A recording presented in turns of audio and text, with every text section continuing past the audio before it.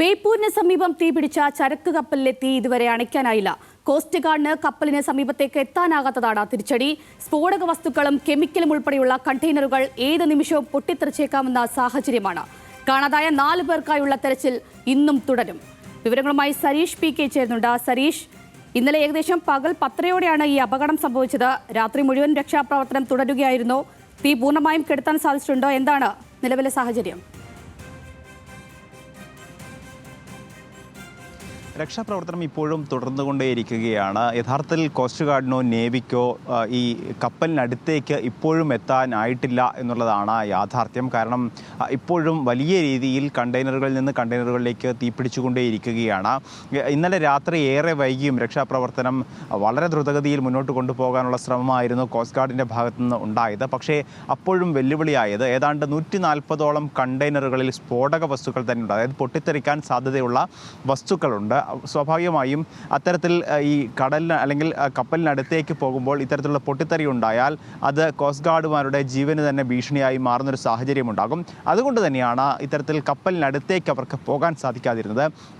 അതോടൊപ്പം തന്നെ കപ്പലിൻ്റെ നടുഭാഗത്താണ് ഇന്നലെ തീപിടുത്തമുണ്ടായത്. ആ നടുഭാഗത്തെ തീപിടുത്തം 2 ഭാഗങ്ങളിലേക്കായി മാറുന്നൊരു സാഹചര്യമായിരുന്നു. അതിനിടയിൽ തന്നെ പല കണ്ടെയ്നറുകളും, ഈ തീപിടിക്കാത്ത കണ്ടെയ്നറുകൾ പോലും കപ്പലിന് സമീപത്തേക്ക് കടലിലേക്ക് വീഴുന്നൊരു സാഹചര്യമുണ്ട്. അങ്ങനെ ഈ തീപിടിച്ച കപ്പലിന് ചുറ്റും കണ്ടെയ്നറുകൾ നിറഞ്ഞു നിൽക്കുകയാണ്. അതുകൊണ്ട് തന്നെ ഈ കോസ്റ്റ് ഗാർഡുകാരുടെ ബോട്ടുകൾക്ക് അങ്ങോട്ടേക്ക് എത്താനാവാത്ത സാഹചര്യവുമുണ്ട്. അതുകൊണ്ട് തന്നെയാണ് നേവിയുടെ സഹായം കൂടി തേടിയിരിക്കുന്നത്. വ്യോമയാന മാർഗം ഏതെങ്കിലും രീതിയിൽ സഹായം ലഭിക്കുമോ, അല്ലെങ്കിൽ ഏതെങ്കിലും രീതിയിൽ അതിലേക്ക് ഇറങ്ങാനാകുമോ, അല്ലെങ്കിൽ അഗ്നി ശമിപ്പിക്കാനാകുമോ തുടങ്ങിയ കാര്യങ്ങളൊക്കെ ഇന്നലെ പരിശോധിച്ചിരുന്നു. പക്ഷേ അത്തരത്തിൽ ഈ വിമാനങ്ങൾ എത്തിക്കുമ്പോൾ പോലും, അല്ലെങ്കിൽ ഹെലികോപ്റ്ററുകൾ എത്തിക്കുമ്പോൾ പോലും ശക്തമായ പുക ഉയരുന്നുണ്ട്.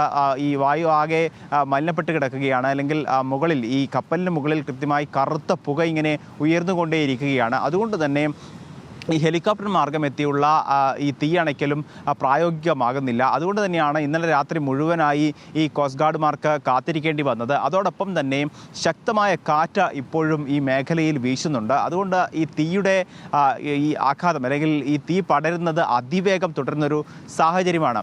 അത്തരത്തിൽ വലിയ വെല്ലുവിളികൾ നേരിടുന്നതാണ് ഈ രക്ഷാപ്രവർത്തനം എന്ന് തന്നെയാണ്. ഏതാണ്ട് കപ്പലിൻ്റെ 70% ഭാഗത്തേക്ക് ഈ തീ പടർന്നിട്ടുണ്ടാകാം എന്നുള്ളത് തന്നെയാണ്. കാരണം 500ഓളം അല്ലെങ്കിൽ 500ലേറെ കണ്ടെയ്നറുകളാണ് ഈ ചരക്ക് കപ്പൽ ഉള്ളത്. കൊളംബോയിൽ നിന്നും നവി മുംബൈയിലേക്ക് പോകുന്ന ഈ ചരക്ക് കപ്പലിൽ ഏതാണ്ട് 500ലേറെ കണ്ടെയ്നറുകളുണ്ട്. ആ കണ്ടെയ്നറുകളിൽ പലതിലും ഈ സ്ഫോടക വസ്തുക്കൾ, ഈ ഗൺ പൗഡർ, ലിഥിയം ഉൾപ്പെടെയുള്ള, അല്ലെങ്കിൽ പെയിൻറ്, വാർണിഷ് ഉൾപ്പെടെയുള്ള കാര്യങ്ങളിലാണ്. സ്വാഭാവികമായും ഇത്തരത്തിൽ ചെറിയ ഒരു തീ പടർന്നാൽ പോലും ആ കൂട്ടത്തോടെ കത്താനുള്ളൊരു സാധ്യതയുണ്ട്. അതോടൊപ്പം തന്നെ പലതിലും ഈ ഉണക്കമുന്തിരി, ബദാം ഉൾപ്പെടെയുള്ള സാധനങ്ങളുണ്ട്, ഈ തുണിത്തരങ്ങളുണ്ട്. അത്തരത്തിലുള്ള കണ്ടെയ്നറുകളിലേക്ക് കൂടി തീ പടർന്നാൽ സ്വാഭാവികമായും കപ്പൽ ഒന്നാകെ കത്തിപ്പിടിക്കാനുള്ള സാധ്യതകൾ പോലും കൽപ്പിക്കപ്പെടുന്നുണ്ട്. അതുകൊണ്ട് തന്നെ അതിനടുത്തേക്ക് എത്തുക എന്നുള്ളത് വലിയ വെല്ലുവിളിയായി ഇപ്പോഴും തുടരുകയാണ്.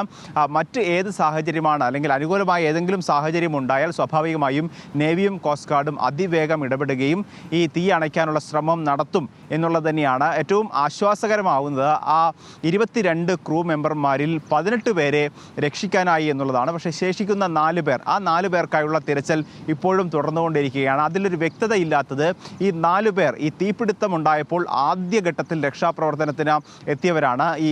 ഈ കപ്പലിലുള്ള സാധന സാമഗ്രികൾ ഉപയോഗിച്ച് ഈ തീയണയ്ക്കാനുള്ള ശ്രമം ഇവരുടെ ഭാഗത്തു നിന്നുണ്ടായിരുന്നു. അപ്പോൾ സ്വാഭാവികമായും 2 സംശയങ്ങളാണ്. ഒന്ന്, ഇവർ കടലിലേക്ക് എടുത്തു ചാടിയതാണോ, അതിനുശേഷം ഈ കാണാതായതാണോ, അല്ലെങ്കിൽ ഈ അപകടത്തിൽ, അതായത് ഈ തീ സ്ഫോടനം ഉൾപ്പെടെ നടന്നിരുന്നു. കാരണം ഇതിനകത്ത് ഗൺ പൗഡർ ഉൾപ്പെടെയുള്ളവ ഉണ്ട്. അപ്പോൾ സ്വാഭാവികമായും സ്ഫോടനം ഉൾപ്പെടെ ഉള്ളവ നടന്നിരുന്നു. അങ്ങനെ ഈ തീപ്പെട്ടതാണോ എന്നുള്ള സംശയങ്ങളുമുണ്ട്. സ്വാഭാവികമായും ഈ 4 പേർക്കായുള്ള തിരച്ചിൽ തുടരുന്നു. ഇന്നലെ 18 പേരെ ഏതാണ്ട് 11 മണിയോടെയാണ്, രാത്രി 11 മണിയോടെയാണ് മംഗലാപുരത്തേക്ക് മാറ്റിയത്. അതിൽ 2 പേരുടെ നില ഇപ്പോഴും ഗുരുതരമായി തുടരുകയാണ്. ചൈന സ്വദേശികളായ 2 പേർക്കാണ് ഇപ്പോഴും പരിക്ക് ഗുരുതരമായുള്ളത്. അവരെ മംഗലാപുരത്തെ AG ആശുപത്രിയിൽ പ്രവേശിപ്പിച്ചിരിക്കുകയാണ്. ഈ ലു യാൻലി, സോനിറ്റൂർ ഹെയ്നി എന്നിവർക്കാണ് ഗുരുതരമായി പൊള്ളലേറ്റിരിക്കുന്നത്. 35 മുതൽ 40% വരെ പൊള്ളലേറ്റിട്ടുണ്ട്. ശ്വാസകോശത്തിന് അടുത്തേക്ക് വരെ, അതായത് ആന്തരിക അവയവങ്ങൾക്ക് പോലും പൊള്ളലേൽക്കാനുള്ള സാധ്യതയുണ്ട് എന്നാണ് ഇന്നലെ ഡോക്ടർമാർ പറഞ്ഞത്. സ്വാഭാവികമായും ഇവരെയാണ് അത്യാഹിത വിഭാഗത്തിലേക്ക് മാറ്റിയിരിക്കുന്നത്. പ്ലാസ്റ്റിക് സർജറി വിഭാഗം ഡോക്ടർമാർ ഉൾപ്പെടെയുള്ളവർ ഇന്നലെ പരിശോധിച്ചിരുന്നു. അവരാണ് ഇന്നലെ 35 മുതൽ 40% വരെ പൊള്ളലേറ്റിട്ടുണ്ട്. ഇവരുടെ നില മാത്രമാണ് ഏതെങ്കിലും രീതിയിൽ ക്രിട്ടിക്കലായി തുടരുന്നത് എന്ന കാര്യം അറിയിച്ചിരിക്കുന്നത്. മറ്റ് 4 പേർ, ആകെ 6 പേരെയാണ് AJ ആശുപത്രിയിൽ പ്രവേശിപ്പിച്ചിരിക്കുന്നത്. മറ്റ് 4 പേർ ക്സിയു ഫബായോ, ഗോ ലിനോ, തെറിൻ താൻതേറ്റ്, കെയ് സാൻഹട്ടോ ഇവരാണ് 4 പേർ. ആ 4 പേരിൽ ആദ്യത്തെ 2 പേർക്ക് 10% പൊള്ളൽ മാത്രമാണുള്ളത്. അവരുടെ നില ഗുരുതരമല്ല, പക്ഷേ 10%-ൽ താഴെ പൊള്ളലുണ്ട്. മറ്റ് 2 പേർ, ഈ അവസാനം ആശുപത്രിയിലേക്ക് എത്തിയ 2 പേർ, അവർക്ക് കാലിനും കൈക്കും ഉൾപ്പെടെ മാത്രമേ പൊള്ളലേറ്റിട്ടുള്ളൂ. അത് മൈനറായ പൊള്ളൽ മാത്രമാണ്, അല്ലെങ്കിൽ ബേൺ മാത്രമാണ്. അതുകൊണ്ട് തന്നെ അവർക്ക് പ്രാഥമിക ചികിത്സ മാത്രമാണ് നൽകിയിരിക്കുന്നത്. ബാക്കി ശേഷിക്കുന്നവരെല്ലാം തന്നെ 12 പേരെ എമിഗ്രൻസ് ക്ലിയറിങ്ങിന് ശേഷം മംഗലാപുരത്ത് പോർട്ടിനോട് ചേർന്നുള്ള ഗ്രാൻഡ് ഹോട്ടലിലേക്ക് മാറ്റിയിരിക്കുകയാണ്. അവർക്ക് മറ്റു പരിക്കുകളൊന്നും തലയിലില്ല. അവർക്ക് വിശ്രമം മാത്രമാണ് അനിവാര്യമായിട്ടുള്ളത്. അതുകൊണ്ട് തന്നെ അവരെ ആ ഗ്രാൻഡ് ഹോട്ടലിലേക്ക് മാറ്റിയിരിക്കുകയാണ്. മറ്റ് ശേഷിക്കുന്ന ആളുകളെല്ലാം തന്നെ ഇപ്പോഴും AJ ആശുപത്രിയിൽ ചികിത്സയിലുണ്ട്. 4 പേരുടെ കാര്യത്തിൽ വലിയ പ്രശ്നങ്ങളില്ല, പക്ഷേ 2 പേരുടെ നില ഇപ്പോഴും ഗുരുതരമായി തുടരുക തന്നെയാണ്. എന്തായാലും ഇപ്പോഴും നേവിയും കോസ്റ്റ് ഗാർഡും ഉൾപ്പെടെയുള്ളവർ ഈ ഷിപ്പിലെ തീ അണയ്ക്കാനുള്ള ശ്രമം ഗൗരവപരമായി ശ്രദ്ധിക്കുകയാണ്, അല്ലെങ്കിൽ അതിനുള്ള ശ്രമം ഇപ്പോഴും തുടർന്നുകൊണ്ടേയിരിക്കുകയാണ്. സതീഷ്, ഇപ്പോൾ ഈ തുടർച്ചയായി ഇപ്പോൾ 2 അപകടങ്ങളാണ് ഇത്തരത്തിൽ ഉൾക്കടൽ സംഭവിച്ചിരിക്കുന്നത്. ആദ്യ കപ്പൽ അപകടത്തിന്റെ ആശങ്കയിലും പരിഭ്രാന്തിയിൽ നിന്നുമൊക്കെ ആളുകൾ പഴയ സ്ഥിതിയിലേക്ക് വരുന്നതേ ഉണ്ടായിരുന്നുള്ളൂ. അപ്പോഴേക്ക് ഇതാ മറ്റൊരു അപകടം കൂടി എത്തിയിരിക്കുകയാണ്. ഈ ഒരു സാഹചര്യത്തിൽ സംസ്ഥാനം ഉറ്റുനോക്കുന്നത് ഇതുമൂലമുണ്ടാകുന്ന പാരിസ്ഥിതിക പ്രശ്നങ്ങളും മത്സ്യബന്ധന പ്രതിസന്ധിയുമൊക്കെയല്ലേ? സ്വാഭാവികമായും കടൽ തീരത്തുള്ളവരും ഒപ്പം തന്നെ മീൻപിടുത്തക്കാർക്കുമൊക്കെ വലിയ രീതിയിലുള്ള ഒരു ആശങ്കയുണ്ട്. പ്രത്യേകിച്ച് ഈ രാസവസ്തുക്കൾ ഈ കടൽ അല്ലെങ്കിൽ കപ്പലിലുണ്ടായിരുന്നു. അത് സ്ഫോടക വസ്തു അല്ലെങ്കിൽ പൊട്ടിത്തെറിച്ചാൽ സ്വാഭാവികമായും അത് വരാൻ പോകുന്നത് കടലിലേക്കാണ്. അതോടൊപ്പം തന്നെ ലിഥിയം ഉൾപ്പെടെയുള്ളവ ഈ കണ്ടെയ്നറുകളിലുണ്ട്, ബാറ്ററികൾ ഉൾപ്പെടെയുള്ളവ കണ്ടെയ്നറുകളിലുണ്ട് എന്ന് സ്ഥിരീകരിച്ചു കഴിഞ്ഞു.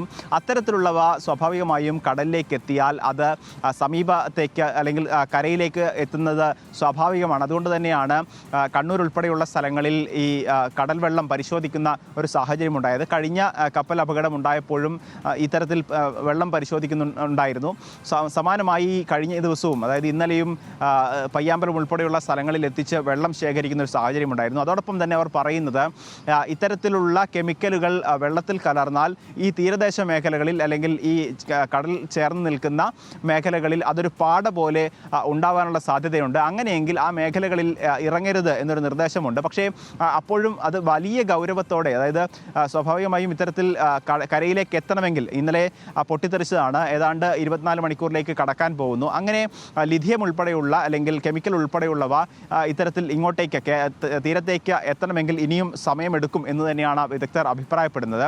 അങ്ങനെ ഉണ്ടെങ്കിൽ ആ കെമിക്കലിൻ്റെ അംശം ഏതെങ്കിലും രീതിയിൽ വെള്ളത്തിൽ ചേരുകയും അത് കരയിലേക്ക് എത്തുന്നു എന്ന് സംശയമുണ്ടെങ്കിൽ സ്വാഭാവികമായും ദുരന്ത നിവാരണ അതോറിറ്റിയെ അറിയിക്കണം എന്നൊരു നിർദ്ദേശമാണ് കൊടുത്തിരിക്കുന്നത്. കൃത്യമായി കോസ്റ്റ് ഗാർഡുമാരോട് അല്ലെങ്കിൽ കോസ്റ്റൽ പോലീസുകാരോട് ഇത്തരത്തിലൊരു പരിശോധന കൃത്യമായി നടത്തണം എന്നൊരു നിർദ്ദേശവും നൽകിയിട്ടുണ്ട്. കാരണം അവരുടെ പരിധിയിൽ എത്രത്തോളം പരിധിയിൽ അകത്തേക്ക് പോയി പരിശോധിക്കാനാകുമോ അത്രത്തോളം അകത്ത് പോയി പരിശോധിക്കണം. പ്രത്യേകിച്ച് ട്രോളിംഗ് നിരോധനമാണ്. വലിയ ബോട്ടുകൾ അല്ലെങ്കിൽ വലിയ കപ്പലുകളൊന്നും തന്നെ മീൻപിടുത്തത്തിലേക്ക് പോകില്ല. ചെറു ബോട്ടുകളാണ് സ്വാഭാവികമായും ഇനി കടലിലേക്ക് പോവുക. അപ്പോൾ അത്തരത്തിലുള്ള ബോട്ടുകൾ പോകുമ്പോൾ ഏതെങ്കിലും രീതിയിൽ പ്രതിസന്ധി ഉണ്ടാകാനുള്ള സാധ്യതയുണ്ട്.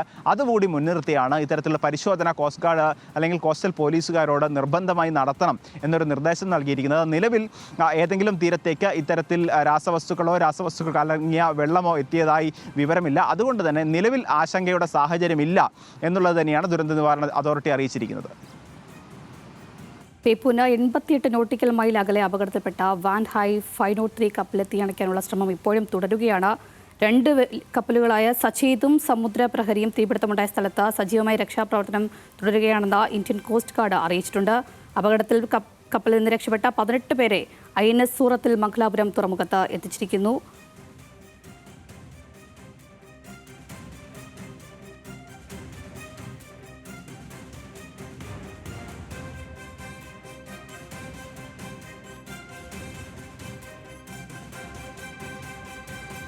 അതീവ ഗുരുതര രാസവസ്തുക്കളുള്ള 157 കണ്ടെയ്നറുകൾ കപ്പലിലുണ്ടെന്നാണ് വിവരം. വാൻ ഹൈ 503 എന്ന കപ്പൽ ക്ലാസ് 3 വിഭാഗത്തിൽപ്പെടുന്ന കണ്ടെയ്നറുകളുണ്ട്. എളുപ്പത്തിൽ തീപിടിക്കാവുന്ന ദ്രാവകങ്ങളാണ് ഇതിൽ ഉൾപ്പെടുന്നതെന്നാണ് അറിയാൻ കഴിയുന്നത്. ക്ലാസ് 4.1 വിഭാഗത്തിൽപ്പെടുന്ന എളുപ്പത്തിൽ തീപിടിക്കാവുന്ന ഖരവസ്തുക്കൾ, എളുപ്പത്തിൽ തീപിടിക്കാവുന്ന 4.2 വിഭാഗത്തിൽപ്പെടുന്ന വസ്തുക്കൾ എന്നിവ ഇതിനകത്ത് ഉൾപ്പെടുന്നുണ്ട്. ക്ലാസ് 6 വിഭാഗത്തിൽപ്പെടുന്ന വിഷവസ്തുക്കൾ എന്നിവയാണ് തീപിടിച്ച കപ്പലിലെ കണ്ടെയ്നറിലുള്ളത്.